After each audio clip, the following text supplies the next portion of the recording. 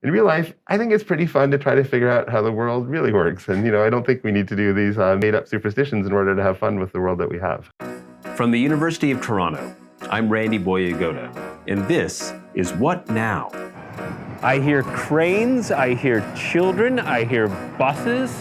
I am in the middle of a bustling city here at the corner of University and College, and we are about to go into what I still call the Hydro Building, 700 University Avenue, where we are going to be chatting about chance.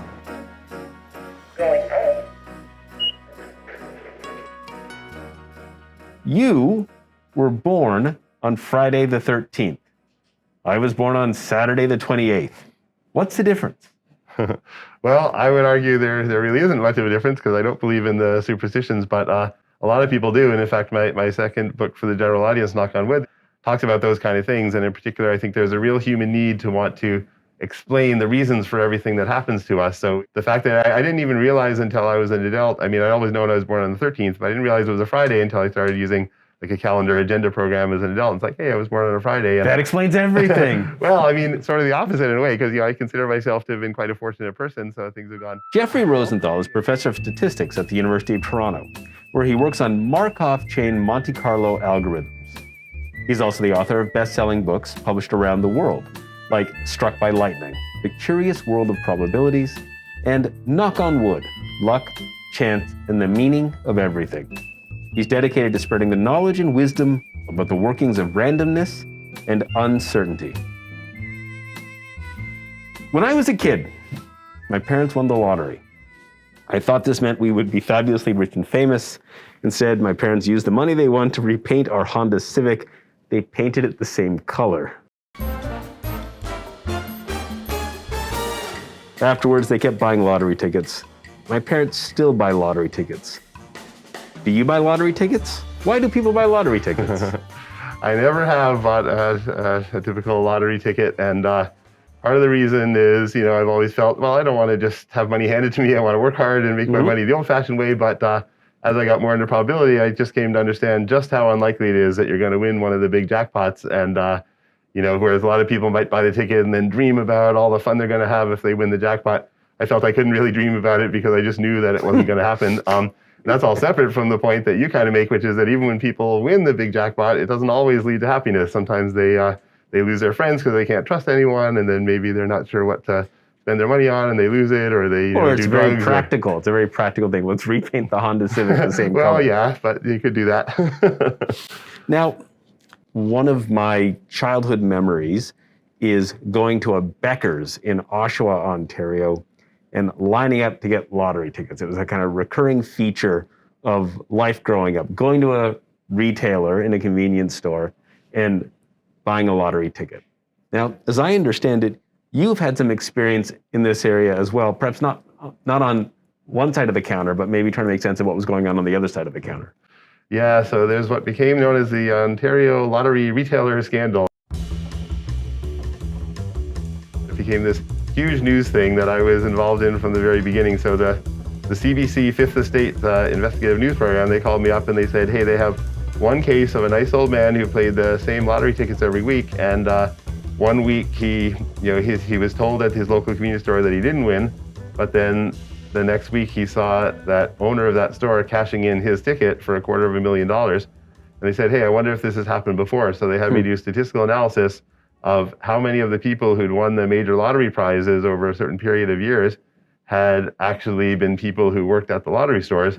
And yeah, just for clarity, is that allowed? Can I, as a retailer, can I buy a lottery ticket? Am I allowed? Yeah, so it used to be that there were no restrictions whatsoever. In the aftermath of the scandal, they did make some changes to the rules. But in that case, there was no restrictions and nobody had ever really monitored it. So then we went back and looked at it, and we found, sure enough, there were a lot more of the people winning these big prizes than could be explained based on the number of locations and the average number of people working at each of these stores and the average number of tickets they bought. We sort of looked through all that and said, you know what, there's way too many. And then became this huge thing. It was like front page news, and it was the lead story on all the newscasts and everything. And a lot of people were outraged. They thought, the lottery company hasn't been fair with them and so on. And I was sort of amazed because, in my case, I don't buy lottery tickets. I didn't think I was the victim here, but still a lot of people felt really outraged. And then it ended up leading to, debate in fact, the Ontario provincial legislature, which we can see from this very window. And it ended up leading to police investigations, and the CEO of the lottery company got fired, and several people got arrested and jailed for fraud. And I wasn't involved in all those other investigations, but I was right at the beginning with the CBC and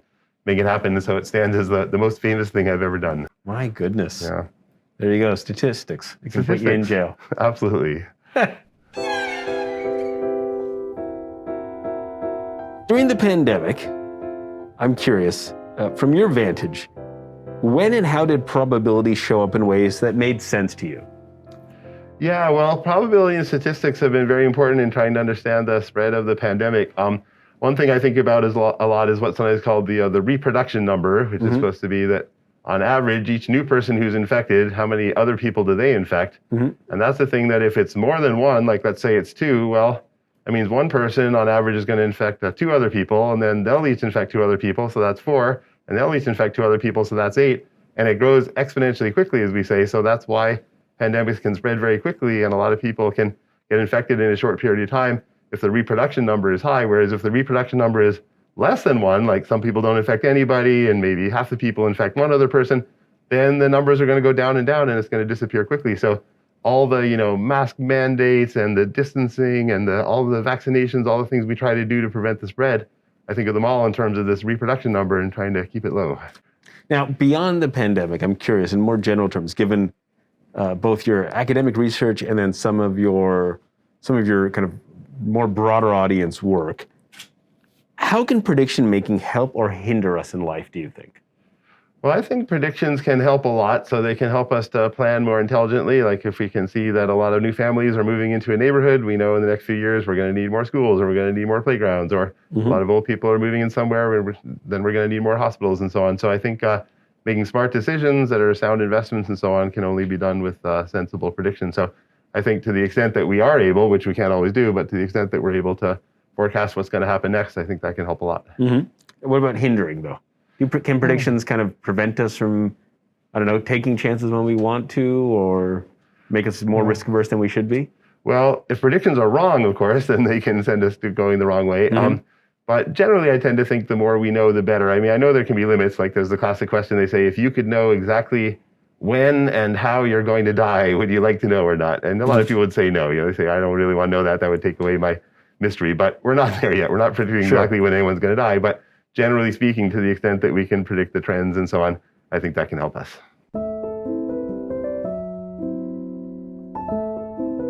Bad luck versus good luck, coincidence, chance. I think it's fair to say that there can be a lot of fear and also fun at play in these features of how we make sense of our lives and the world around us. Does the discipline of statistics get rid of both fear and fun? Yeah. Well, it can certainly reduce some fears. Like I sometimes use the example that I used to be kind of a nervous traveler on planes, and I'd always be worried, is the plane about to crash? Is the wing still attached properly? And so on. And then I learned that, less than one commercial flight in 5 million has an accident that involves fatalities. And I understood how small a number that is, that now when I fly, I just don't worry that the plane's going to crash. So that's just one example of many where we can look at it rationally in terms of statistics and decide, we don't actually have anything that we need to worry about here. And you also asked about, can it take away the fun? Yeah, and that's something I get sometimes where, people say, but, once you analyze everything, are you saying, this is all there is scientific knowledge and rational decision making and so on. And people will like to believe things, like fate and superstition and karma, and, some people are just born lucky and all these sort of magical forces. And in real life, I think it's pretty fun to try to figure out how the world really works. And, I don't think we need to do these made up superstitions in order to have fun with the world that we have. So then on that very point, I think you just put that very well, that it can be fun to figure out how the world works. So what's fun about statistics specifically as one of the many disciplines we can use to figure out the way the world works? Yeah, well, one great thing about statistics is that it can sort of apply to almost everything. As one statistician put it, you get to play in everyone's backyard. So, for example, just in the last few months, I did one paper with some astronomers, which was studying a computational problem in astronomy. So, out of this world, if you may say. And I did a project with people in the Ontario coroner's office looking at different manners of death and how they were affected by the pandemic and so on. And I did something, I know you're a basketball fan, I believe. I did something related to the basketball game horse and the probabilities for that. And I would say, that's the kind of thing that's very broad, and, it's very exciting as a statistician to be able to look at all these different fields. I should say I started out as more of a pure mathematician, and I like that a lot too. And it's fascinating, pure logical mathematics. But you can't chat with people at parties about it. You can't just work with somebody who seems interesting. You're just really stuck with your very narrow field. Whereas once you get into statistics, it applies to so many things. So it's been great for me. My dad buys lottery tickets. He's also a retired chemistry teacher who's perhaps much more excited and impressed by, shall we say, the science and data side of university life than maybe the humanities side. I feel like I should be able to excite him, though, if I can tell him that I've learned something about the Markov Chain Monte Carlo. Sounds to me like a professional gambler's move, or something related to math. So kind of a double win for Randy. What is the Markov Chain Monte Carlo?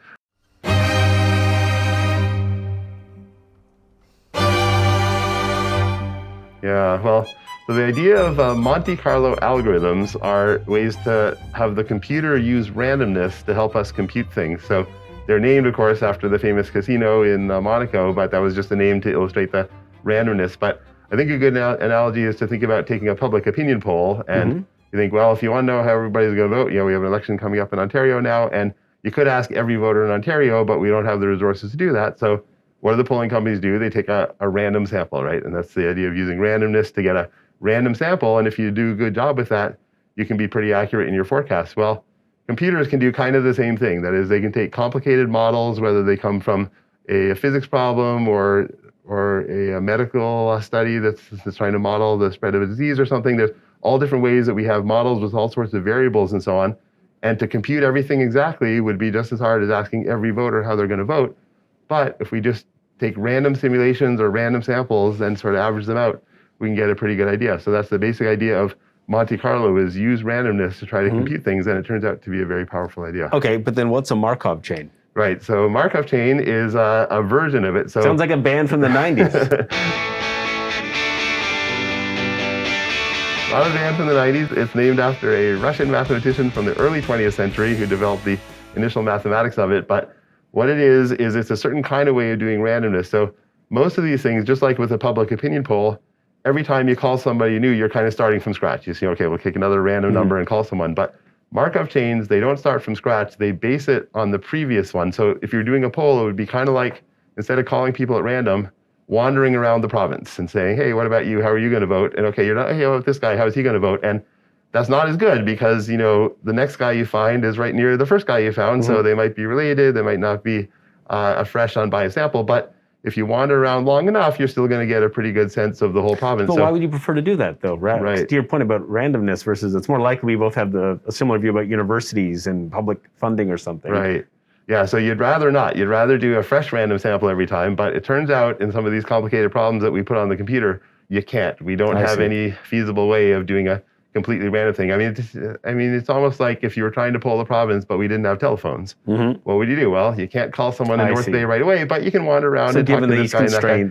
So given the constraints, it turns out to be a much more feasible way to do randomness, and it's become hugely popular in all sorts of fields. And my work on Markov Chain Monte Carlo, or MCMC as we call it, is hugely important because lots of people are studying and using these algorithms because it's the only way we can do these things. Now, okay, last question maybe on this front. Is there a Rosenthal chain Monte Carlo? Is there an Allison chains Monte Carlo? Okay. Rock, paper, scissors, hey! Oh, that's you. And now we'll do okay, I lost the one on video. Great. you can ruin me with this video. You like the sex tapes or something? Almost the same gravity. Almost the same thing. Right. Yeah. The boy go to Rosenthal, rock, paper, scissors, sex tape. I think so. This could ruin me. What Now is a production of University of Toronto Communications. It's hosted by me, Randy Boyagoda, and produced by Lisa Lightbourne. Follow us and listen wherever you get your podcast.